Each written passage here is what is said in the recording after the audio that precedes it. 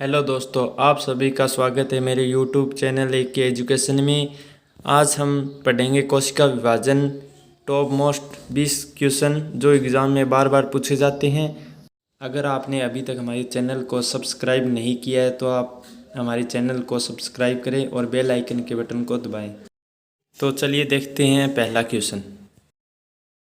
Question number 1, निम्न में से किस कोशिका घटक की संख्या एक विशेष जाति के लिए हमेशा स्थिर रहती है? Option A mitochondria, B chromosome, C cytoplasm और डी सेंट्रोसोम। इसका सही आंसर होगा बी क्रोमोसोम। क्वेश्चन नंबर 2, निम्न में से कौन सी अर्धसूत्री विभाजन की प्रथम अवस्था की सबसे लंबी अवस्था है? Option A prophase, B metaphase, C anaphase और डी टीलोफेज। इसका सही आंसर होगा ए प्रोफेज। क्वेश्चन नंबर 3, कोशिका चक्र की G2 अवस्था में गुणसूत्र में डीएनए हेलिक्स की संख्या होती है? ऑप्शन ए 1, बी 2, सी 4 और डी 8। इसका सही आंसर होगा बी 2। क्वेश्चन नंबर 4, निम्न में से किस कोशिका चक्र को समविभाजन कहते हैं? ऑप्शन ए अर्धसूत्री, बी सूत्र विभाजन, सी असूत्र विभाजन और डी इनमें से कोई नहीं। इसका सही आंसर होगा बी सूत्र विभाजन। क्वेश्चन नंबर 5, कोशिका चक्र की किस अवस्था में गुणसूत्र पदार्थ का संघनन प्रारंभ होता है? ऑप्शन ए पश्च अवस्था, बी मध्य अवस्था, सी अंत अवस्था और डी पूर्वावस्था। इसका सही आंसर होगा डी पूर्वावस्था। क्वेश्चन नंबर 6, किस अवस्था में गुणसूत्र की संख्या व आकार का अध्ययन बहुत ही सरल तरीके से किया जा सकता है? ऑप्शन ए पूर्वावस्था, बी मध्य अवस्था, सी पश्च अवस्था और डी अंत अवस्था। इसका सही आंसर होगा बी मध्यावस्था। क्वेश्चन नंबर 7, जंतु कोशिका में तरक तंतु किससे जुड़े होते हैं? ऑप्शन ए तारकाय, बी लेनकाय, सी केंद्रक और डी माइटोकॉन्ड्रिया। इसका सही आंसर होगा ए तारकाय।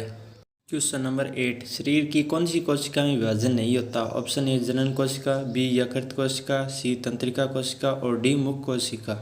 इसका सही आंसर होगा सी तंत्रिका कोशिका। क्वेश्चन नंबर 9, अर्धसूत्री विभाजन शब्द किसने प्रस्तावित किया?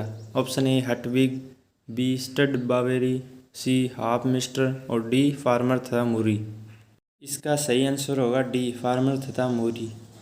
क्वेश्चन नंबर 10, अर्धसूत्री विभाजन कहाँ होता है? ऑप्शन ए गुरु बीजाणु, बी अर्धसूत्री कोशिका, सी कोनिडिया और डी मुकुलक।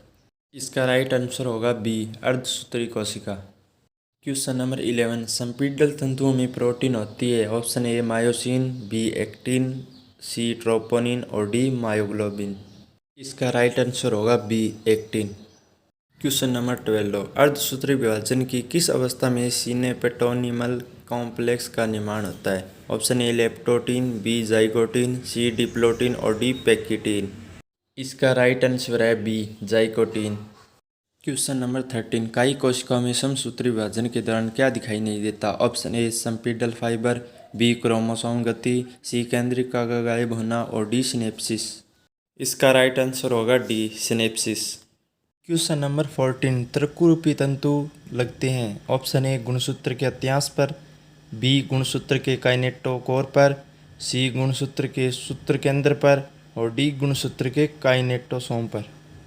इसका राइट आंसर होगा बी गुणसूत्र के काइनेटोकोर पर। क्वेश्चन नंबर 15, अर्धसूत्री विभाजन में जीन विनिमय किस अवस्था में होता है? ऑप्शन ए स्थूलपट, बी तनुपट, सी युग्मपट और डी द्विपट। इसका राइट आंसर होगा ए स्थूलपट। क्वेश्चन नंबर 16, कोशिका चक्र में डीएनए प्रतिलिपिकरण होता है? ऑप्शन ए जी अवस्था में, बी G1 अवस्था में, सी समसूत्री मेटाफेज में और डी अस अवस्था में। इसका राइट आंसर होगा डी अस अवस्था में। क्वेश्चन नंबर 17, एपिकल मेरिस्टेम में कोशिका विभाजन के दौरान केंद्र कला उपस्थित होती है? ऑप्शन ए मेटाफेज में, बी एनाफेज में, सी टीलोफेज में और डी साइटोकाइनेसिस में। इसका राइट आंसर होगा सी टीलोफेज में। क्वेश्चन नंबर 18, सूक्ष्म नलिकाएं भाग लेती है? ऑप्शन ए कोशिका विभाजन में, बी पेशीय संकुचन में, सी कला संरचना में और डी डीएनए की पहचान में। इसका राइट आंसर होगा ए कोशिका विभाजन में। क्वेश्चन नंबर 19, प्रयोगशाला में समसूत्री विभाजन के अध्ययन करने हेतु सर्वश्रेष्ठ पदार्थ है? ऑप्शन ए एंथर, बी मूलांगर, सी पत्ती का अग्रभाग और डी अंडाशय। इसका राइट आंसर होगा बी मूलांगर। क्वेश्चन नंबर 20, लैम्प ब्रूस गुणसूत्र पाए जाते हैं? ऑप्शन ए माइटोसिस की प्रोफेज में, बी मियोसिस की डिप्लोटिन में, और सी मियोसिस की मेटाफेज में, और डी इंटरफेज में। इसका राइट आंसर होगा बी मियोसिस की डिप्लोटिन में।